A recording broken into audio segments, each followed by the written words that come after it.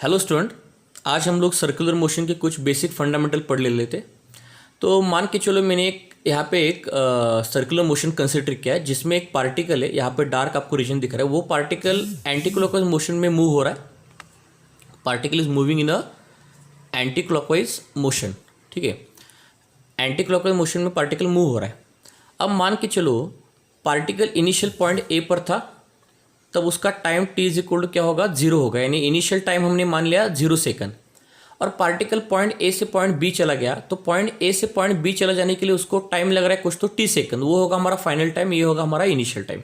Okay, अब इसमें क्या हो रहा है कि इसमें एक बेसिक सा फंडामेंटल पार्ट होता है, उसको बोलते हैं रेडियस वेक्टर या पोजिशन वेक्टर। आपको ये आप एक सर्कल का रेडियस दिख रहा है OA। असल में ये रेडियस है, उसके साथ एक पोजिशन वेक्टर भी होता है। क्या होता है, ये पोजीशन वेक्टर भी होता है। तो उसको हम लोग बोलेंगे OA बार। वेक्टर को बार लिखा जाता है OA बार, या इसको बोलेंगे हम लोग R बार। क्यों पोजीशन वेक्टर?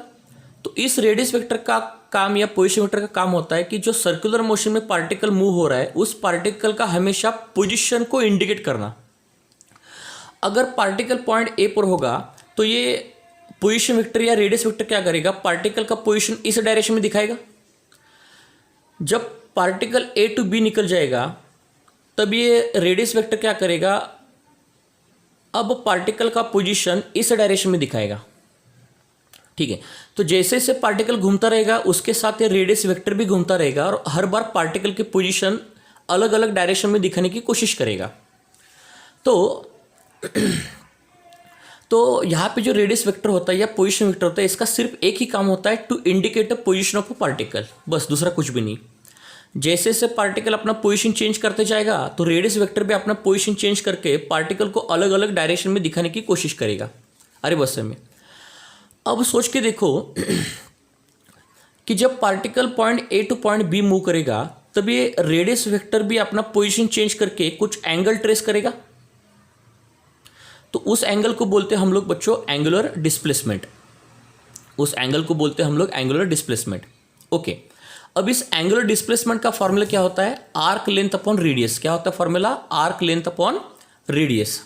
ओके, तो पार्टिकल जब ए टू बी मूव करेगा तो उसने कितना आर्क कवर किया, S, arc length S cover किया, और सर्कल का रेडियस कितना होगा, आर।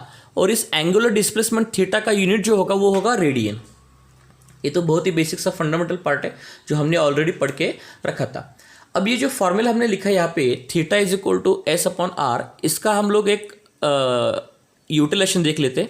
अगर मान लो if particle completes one cycle, अगर पार्टिकल पॉइंट ए से स्टार्ट किया एंटी क्लॉकवाइज मोशन, तो पॉइंट ए से स्टार्ट करके फिर से वापस घूम के पॉइंट ए पर अगर आ गया तो उसने एक साइकिल कंप्लीट किया, नहीं तो एक सर्कल कंप्लीट किया। ठीक है, अब क्या होता है जब पार्टिकल ए से स्टार्ट करके फिर से वापस ए पर आएगा तब ये जो रेडियस वेक्टर होगा, ये रेडियस वेक्टर कितना एंगल बच्चों ट्रेस करेगा, 360 डिग्री का एंगल ट्रेस करेगा। यानी थीटा का वैल्यू कितना होगा, 2 पाई रेडियन होगा, और सर्कल का रेडियस कितना होगा, आर होगा। तो हम लोग इससे क्या कर सकते हैं कि इस सर्कुलर मोशन में जहाँ पे पार्टिकल एक साइकिल कंप्लीट करता है तब उसमें उसका हम लोग आर्क लेंथ फाइंड आउट कर सकते हैं, यानी एस का वैल्यू फाइंड आउट कर सकते हैं। तो कैसे करेंगे find out, S is equal to theta into r होगा। तो थीटा इंटू आर लिखेंगे तो एस का वैल्यू क्या हो जाएगा, 2 पाई आर हो जाएगा। कितना हो जाएगा, 2 पाई आर। थीटा का वैल्यू पुट कर दो 2 पाई, बस इससे आपको आर्क लेंथ मिल गया। इसका मतलब पार्टिकल ए से स्टार्ट हो गया, फिर से वापस घूम के ए पर आ गया। इसका मतलब उसने कितना डिस्टेंस कवर किया, सर्कल का सर्कमफरेंस कवर किया। ये इससे तो प्रूव हो रहा है। अब चलिए हम लोग पढ़ते हैं यूनिफॉर्म सर्कुलर मोशन के बारे में। अब बच्चों यूनिफॉर्म सर्कुलर मोशन क्या होता है, मैंने आपको पिछली बार डेफिनेशन बताया था। यूनिफॉर्म सर्कुलर मोशन का मतलब होता है it is a motion of a particle along the circumference of circle with constant magnitude of linear velocity, with constant magnitude of linear velocity।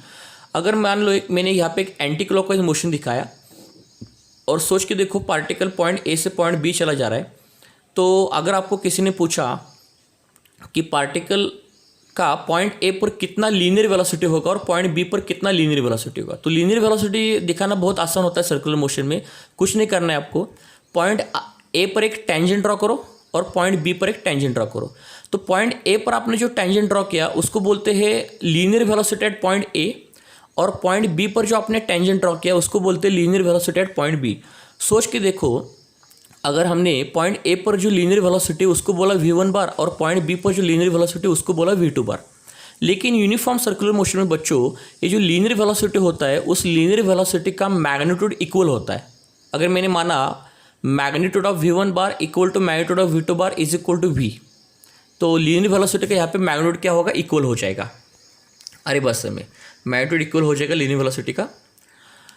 लेकिन गलती मत करना कि यूनिफॉर्म सर्कुलर मोशन में जब हम लोग डेफिनेशन बोलते तो हम लोग बोलते कि यूनिफॉर्म सर्कुलर मोशन में वेलोसिटी कांस्टेंट होता है। ये गलती से कभी मत लिखना, क्योंकि वेलोसिटी एक वेक्टर क्वांटिटी होती है और वेलोसिटी को अगर आपको कांस्टेंट बोलना है तो वेलोसिटी का मैग्नीट्यूड और डायरेक्शन दोनों भी कांस्टेंट दिखाना पड़ेगा आपको। लेकिन इसमें हो क्या रहा है कि मैंने सिर्फ आपको बोला कि v1 बार और v2 बार का मैग्नीट्यूड कांस्टेंट इक्वल है, लेकिन दोनों का डायरेक्शन इक्वल नहीं है, इसलिए यहाँ पे वेलोसिटी कांस्टेंट नहीं होगा, वेलोसिटी का मैग्नीट्यूड कांस्टेंट होगा।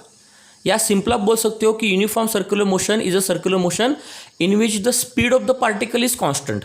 तो स्पीड को कोई डायरेक्शन नहीं होता तो उसके बारे में आपको पढ़ने की ज़रूरत नहीं है। और एक चीज़, यहाँ पे मैंने पार्टिकल जब पॉइंट ए पर होगा तो उसका पोजिशन वेक्टर होगा r1 बार और पार्टिकल पॉइंट बी पर होगा उसका पोजीशन वेक्टर होगा r2 बार। तो हम लोग क्या कर रहे हैं कि यहाँ पे दो अलग अलग पोजीशन वेक्टर दिखा रहे हैं। तो आप बोलोगे सर आपने दो अलग अलग पोजीशन वेक्टर क्यों दिखाया? लॉजिक से बात है, देखिए r1 बार और r2 बार ये दोनों भी सर्कल का रेडियस है, तो दोनों का मैग्नीट्यूड इक्वल टू r होगा, लेकिन दोनों का डायरेक्शन अलग अलग है। इसकी वजह से ये दोनों भी वेक्टर अलग है, लेकिन दोनों का मैग्नीट्यूड इक्वल होगा। अरे बस मैं क्यों दिखाया था r1 और r2 बार को। और जब particle A to B move करेगा तो कुछ एंगल ट्रेस करेगा, उसको बोलेंगे एंगुलर डिस्प्लेसमेंट। ठीक है, तो ये स्टार्टिंग का पार्ट है और बचा हुआ पार्ट में नेक्स्ट वीडियो में कंटिन्यू कर रहा हूँ। Thank you so much.